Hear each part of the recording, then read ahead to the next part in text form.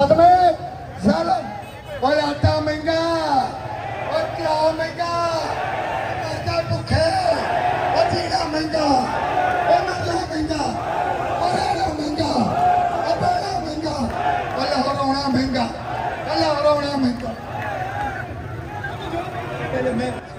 अस्सलाम वालेकुम नाजरीन, मैं हूं असद अरशद और आप देख रहे हैं daily new point.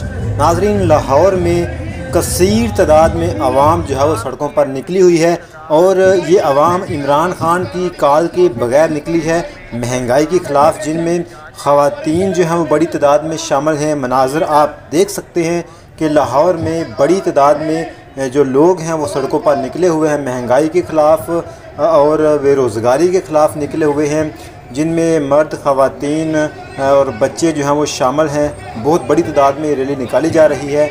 Imran Khan की कॉल के बग़ैर आवाम जो है वो अपने हक़ के लिए सड़कों पर निकली हुई है। ख़ुसूसी मनाज़र आप देख सकते हैं।